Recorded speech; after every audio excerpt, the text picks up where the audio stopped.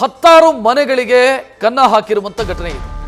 ಜೈಲಿಂದ ಹೊರಬಂದವ ಲಕ್ಷ ಹಣ ದೋಚಿದ್ದಾರೆ. ಜೈಲಿನಿಂದ ಹೊರಬಂದ 13 ದಿನದಲ್ಲಿ 4 ಕಡೆ ಮನೆಗಳ್ಳತನ ಮಾಡಿದ್ದಾನೆ. ಸದ್ಯ ಆರೋಪಿಯನ್ನ ಬೊಮ್ಮನಹಳ್ಳಿ ಪೊಲೀಸರು ಅರೆಸ್ಟ್ ಮಾಡಿದ್ದಾರೆ. ಆತನಿಂದ 1 ಕೋಟಿ ಮೌಲ್ಯದ ಚಿನ್ನ, ಬೆಳ್ಳಿ, ವಿದೇಶಿ ಕರೆನ್ಸಿ ಇದೆಲ್ಲ ವಶಕ್ಕೆ ಪಡೆದಿದ್ದಾರೆ.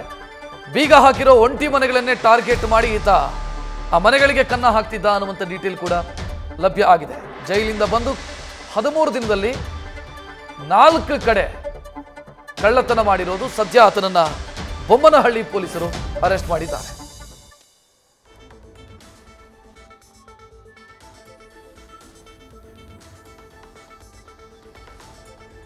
ಹೆಚ್ಚಿನ ಡೀಟೇಲ್ ನೀಡೋದಕ್ಕೆ ನಮ್ಮ ಪ್ರತಿನಿಧಿ ಪ್ರಜ್ವಲ್ ನೇರ ಸಂಪರ್ಕದಲ್ಲಿ. ಪ್ರಜ್ವಲ್, ಈತನ ಹಿನ್ನೆಲೆ ಏನು ಅಂದ್ರೆ ಜೈಲಿಂದ ಬಂದು 13 ದಿನದಲ್ಲಿ 4 ಕಡೆ ಕಳ್ಳತನ ಮಾಡ್ತಾನೆ ಅಂತಂದ್ರೆ ಬಹಳ ಖತರ್ನಾಕು ಅಂತ ಅನ್ಸುತ್ತೆ. ಖಂಡಿತವಾಗಿಯೂ ಕೂಡ ರಕ್ಷತ್, ಬೊಮ್ಮನಹಳ್ಳಿ ಪೊಲೀಸರು ಅಪ್ಪು ಅಲಿಯಾಸ್ ಕುಳಾಯಿ ಅನ್ನುವನನ್ನ ಈಗಾಗಲೇ ಬಂಧಿಸಿರುವಂಥದ್ದು. ಆತ ಏನಿರ್ತಾನೆ ಒಂದು ಕಳ್ಳತನ ಪ್ರಕರಣದಲ್ಲಿ ಭಾಗಿಯಾಗಿರ್ತಾನೆ. ಈ ಹಿಂದೂ ಕೂಡ ಸಾಕಷ್ಟು ಕಳ್ಳತನ ಪ್ರಕರಣದಲ್ಲಿ ಈತ ಭಾಗಿಯಾಗಿದ್ದ.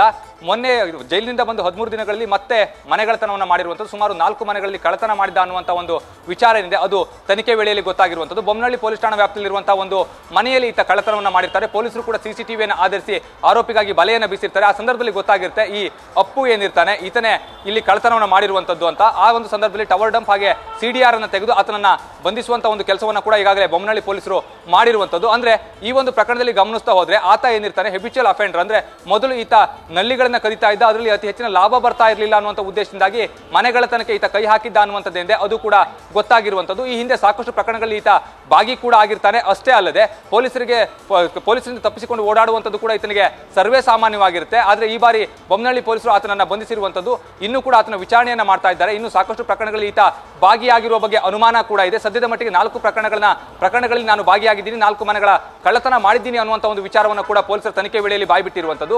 ಇನ್ನು ವಿಚಾರಣೆಯನ್ನು ನಡೆಸುವಂತ ವೇಳೆಯಲ್ಲಿ ಬೇರೆ ಯಾವುದಾದ್ರೂ ಪ್ರಕರಣಗಳು ಹೊರಬರುತ್ತಾ ಅನ್ನೋದನ್ನ ಕಾದು ನೋಡಬೇಕಾಗಿರುವಂಥದ್ದು. ಆದ್ರೆ ಈ ಆರೋಪಿ ಏನಿರ್ತಾನೆ ಈತ ಸಾಕಷ್ಟು ಪ್ರಕರಣಗಳಲ್ಲಿ ಈ ಹಿಂದೆ ಕೂಡ ಭಾಗಿಯಾದಂಥ ಸಂದರ್ಭದಲ್ಲಿ ಆತನನ್ನ ಜೈಲಿಗೆ ಕಳುಹಿಸುವಂತ ಒಂದು ಕೆಲಸವನ್ನ ಕೂಡ ಪೊಲೀಸರು ಮಾಡಿರ್ತಾರೆ. ಆದ್ರೆ ಅನಂತರದಲ್ಲೂ ಕೂಡ ಹೊರಬಂದ ಮೇಲೂ ಕೂಡ ಈತ ಮನೆಗಳ್ಳತನವನ್ನ ವೃತ್ತಿಯನ್ನಾಗಿಸಿಕೊಂಡವನು ಮತ್ತೆ ಅದೇ ಕೆಲಸವನ್ನ ಮಾಡಲಿಕ್ಕೆ ಮುಂದಾಗ್ತಿದ್ದ ಅನ್ನುವಂಥದ್ದೇನೆ ಅದು ತನಿಖೆ ವೇಳೆಯಲ್ಲಿ ಗೊತ್ತಾಗಿರುವಂಥದ್ದು. ರಕ್ಷತ್, ಥ್ಯಾಂಕ್ ಯು ಪ್ರಜ್ವಲ್ ಮಾಹಿತಿಗೆ.